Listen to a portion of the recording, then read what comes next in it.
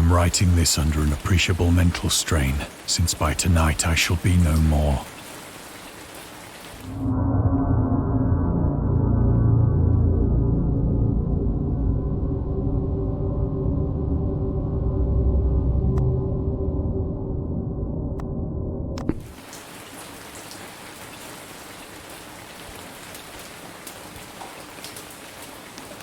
Penniless, and at the end of my supply of the drug which alone makes life endurable, I can bear the torture no longer, and shall cast myself from this garret window into the squalid street below.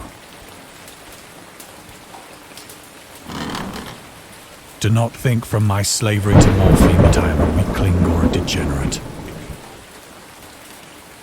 When you have read these hastily scrawled pages, you may guess, though never fully realize, why it is that I must have forgetfulness or death.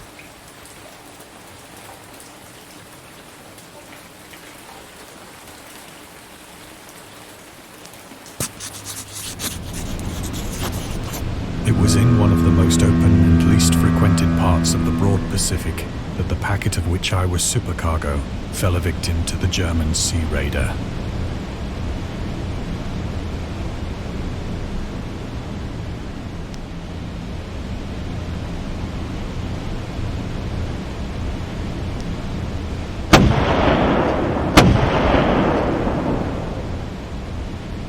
The Great War was then at its very beginning, and the ocean forces of the Hun had not completely sunk to their later degradation.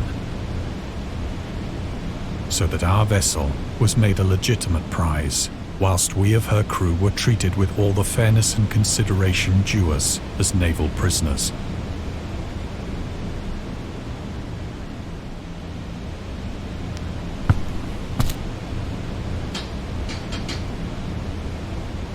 So liberal, indeed, was the discipline of our captors, that 5 days after we were taken, I managed to escape alone in a small boat with water and provisions for a good length of time.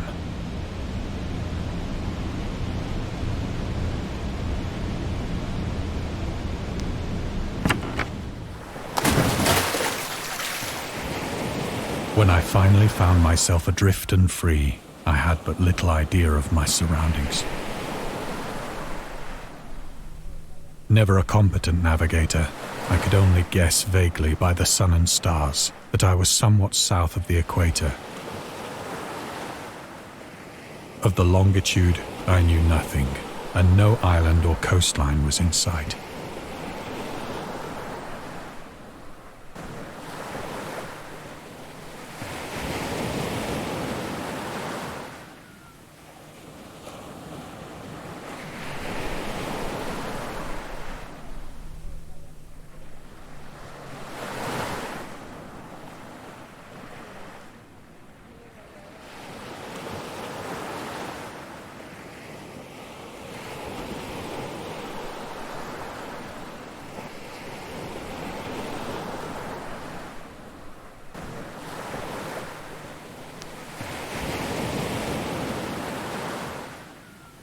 The weather kept fair, and for uncounted days I drifted aimlessly beneath the scorching sun, waiting either for some passing ship or to be cast on the shores of some habitable land.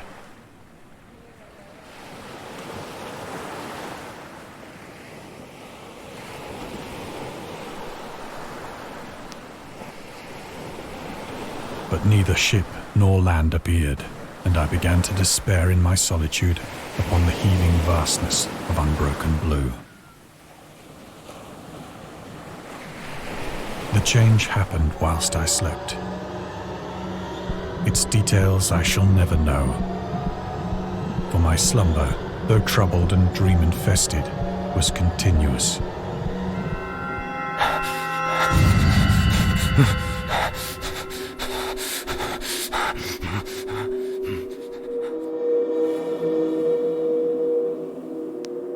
When at last I awoke, it was to discover myself half sucked into a slimy expanse of hellish black mire, which extended about me in monotonous undulations as far as I could see, and in which my boat lay grounded some distance away.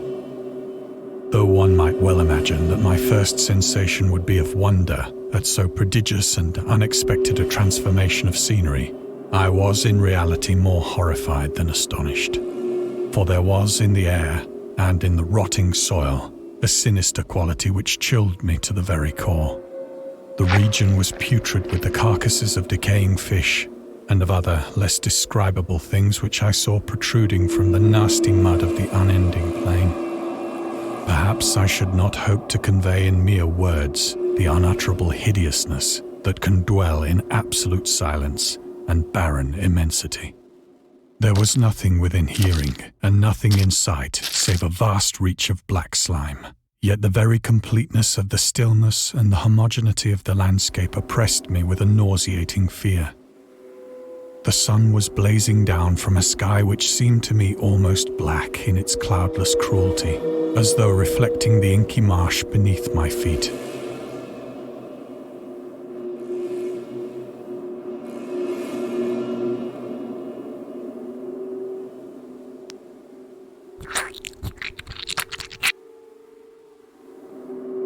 As I crawled into the stranded boat, I realized that only one theory could explain my position.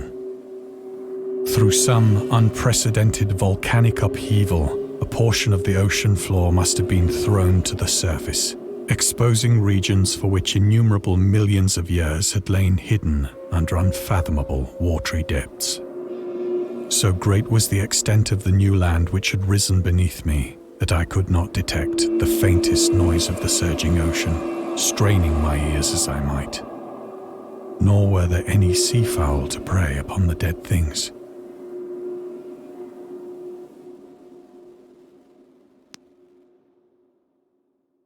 For several hours I sat thinking or brooding in the boat, which lay upon its side and afforded a slight shade as the sun moved across the heavens. As the day progressed, the ground lost some of its stickiness and seemed likely to dry sufficiently for traveling purposes in a short time. That night I slept but little, and the next day I made for myself a pack containing food and water, preparatory to an overland journey in search of the vanished sea and possible rescue.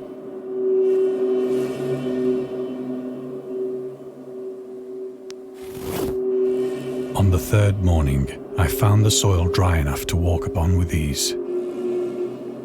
The odor of the fish was maddening, but I was too much concerned with graver things to mind so slight an evil, and set out boldly for an unknown goal.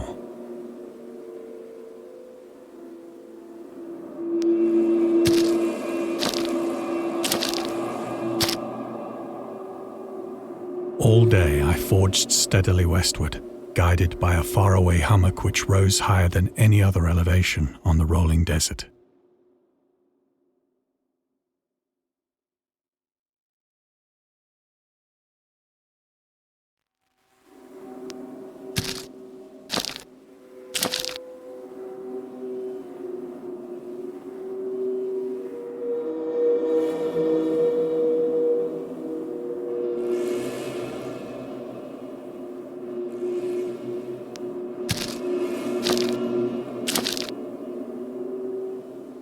That night, I encamped, and on the following day still travelled toward the hummock, though that object seemed scarcely nearer than when I had first espied it.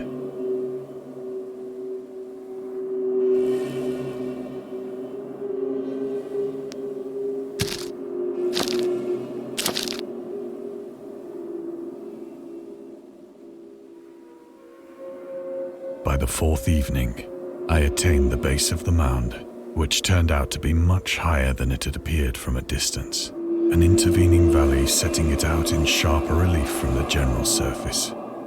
Too weary to ascend, I slept in the shadow of the hill. I know not why my dreams were so wild that night, but ere the waning and fantastically gibbous moon had risen far above the eastern plain, I was awake in a cold perspiration, determined to sleep no more. Such visions as I had experienced were too much for me to endure again, and in the glow of the moon I saw how unwise I had been to travel by day. Without the glare of the parching sun, my journey would have cost me less energy. Indeed, I now felt quite able to perform the ascent which had deterred me at sunset. Picking up my pack, I started for the crest of the eminence.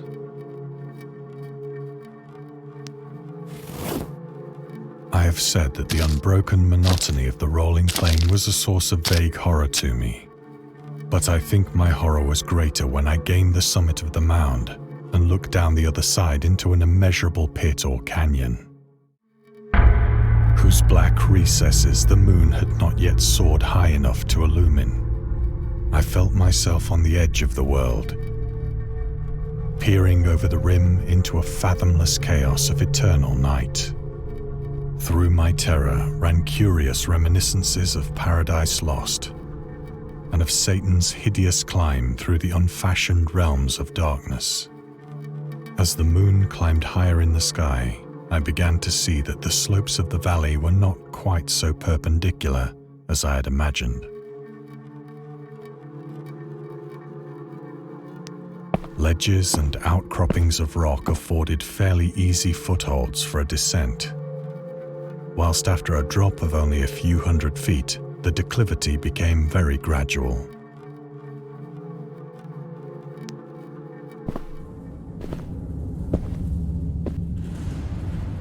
Urged on by an impulse which I cannot definitely analyze, I scrambled with difficulty down the rocks and stood on the gentler slope beneath, gazing into the Stygian deeps, where no light had yet penetrated.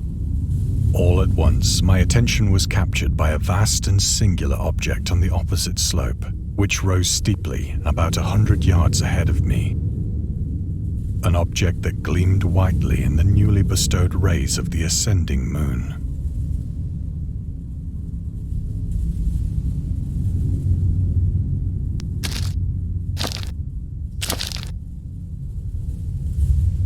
That it was merely a gigantic piece of stone, I soon assured myself.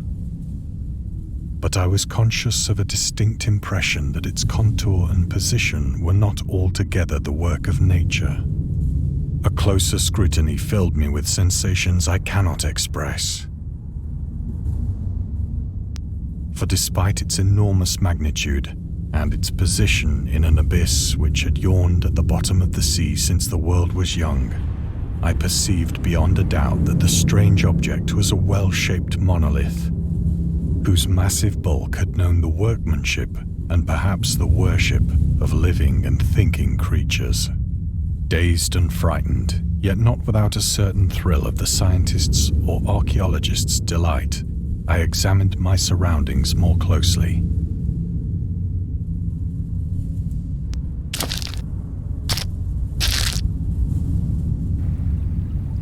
The moon, now near the zenith, shone weirdly and vividly above the towering steeps that hemmed in the chasm, and revealed the fact that a far-flung body of water flowed at the bottom, winding out of sight in both directions and almost lapping my feet as I stood on the slope. Across the chasm, the wavelets washed the base of the cyclopean monolith, on whose surface I could now trace both inscriptions and crude sculptures.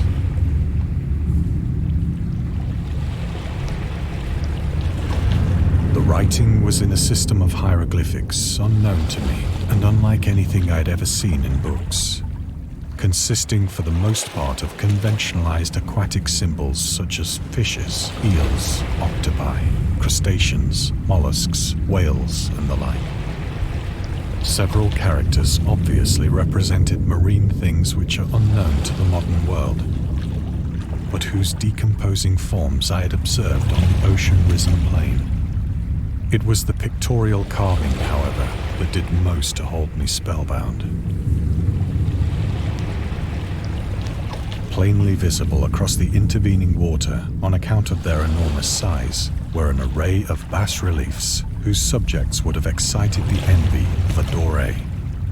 I think that these things were supposed to depict men, at least a certain sort of men, though the creatures were shown disporting like fishes in the waters of some marine grotto. or paying homage at some monolithic shrine which appeared to be under the waves as well. Of their faces and forms I dare not speak in detail, for the mere remembrance makes me grow faint. Grotesque beyond the imagination of a Poe or a Bulwer. They were damnably human in general outline, despite webbed hands and feet, shockingly wide and flabby lips, glassy, bulging eyes, and other features less pleasant to recall. Curiously enough, they seem to have been chiseled badly out of proportion with their scenic background, for one of the creatures was shown in the act of killing a whale, represented as but little larger than himself. I remarked, as I say, their grotesqueness and strange size, but in a moment decided that they were merely the imaginary gods of some primitive fishing or seafaring tribe. Some tribe whose last descendant had perished eras before the first ancestor of the Piltdown or Neanderthal man was born. Awestruck at this unexpected glimpse into a past beyond the conception of the most daring anthropologist, I stood musing whilst the moon cast queer reflections on the silent channel before me. Then, suddenly, I saw it.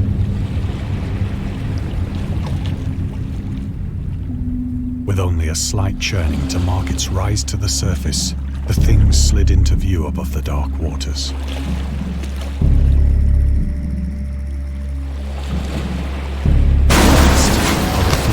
And loathsome, it darted like a stupendous monster of nightmares to the monolith, about which it flung its gigantic scaly arms, the while it bowed its hideous head and gave vent to certain measured sounds. I think I went mad then. Of my frantic ascent of the slope and cliff, and of my delirious journey back to the stranded boat, I remember little.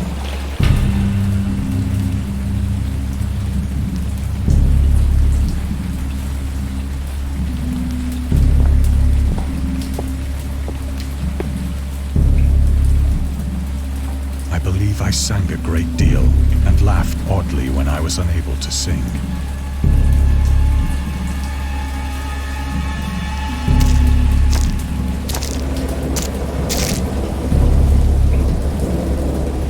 Indistinct recollections of a great storm sometime after I reached the boat. At any rate, I know that I heard pearls of thunder and other tones which nature utters only in her wildest moods.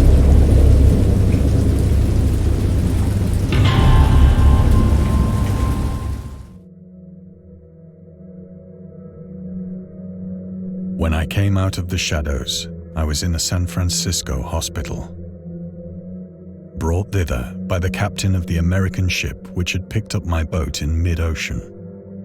In my delirium, I had said much, but found that my words had been given scant attention. Of any land upheaval in the Pacific, my rescuers knew nothing. Nor did I deem it necessary to insist upon a thing which I knew they could not believe.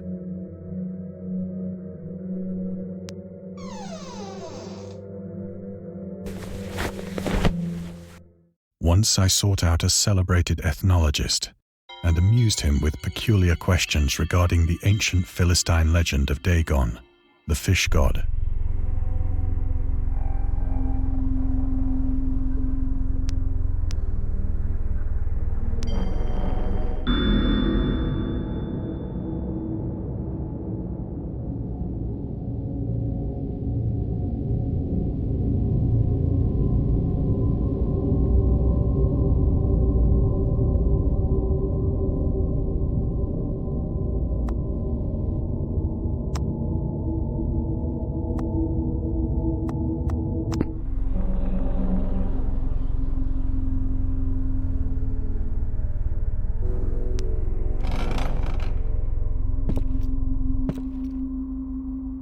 But soon perceiving that he was hopelessly conventional, I did not press my inquiries.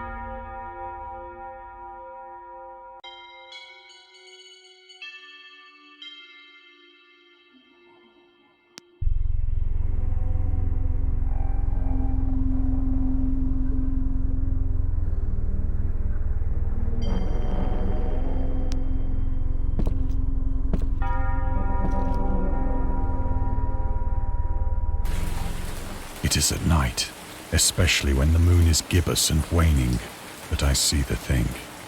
I tried morphine, but the drug has given only transient surcease and has drawn me into its clutches as a hopeless slave. So now I am to end it all, having written a full account for the information or the contemptuous amusement of my fellow men.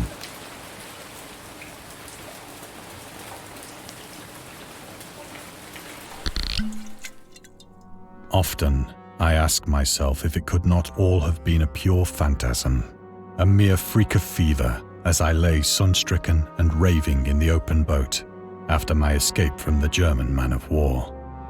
This I ask myself, but ever does there come before me a hideously vivid vision in reply.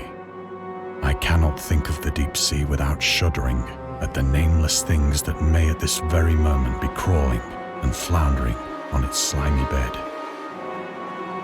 worshipping their ancient stone idols and carving their own detestable likenesses on submarine obelisks of water-soaked granite. I dream of a day when they may rise above the billows to drag down into their reeking talons the remnants of puny, war-exhausted mankind. Of a day when the land shall sink and the dark ocean shall ascend amidst universal pandemonium.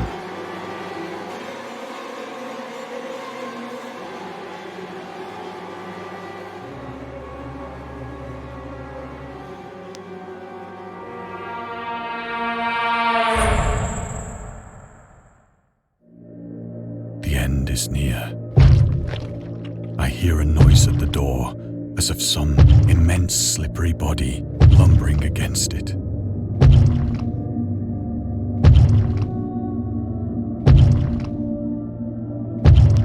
It shall not find me.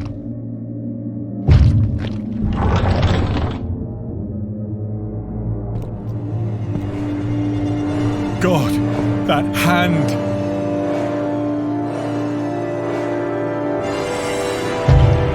The window! The window!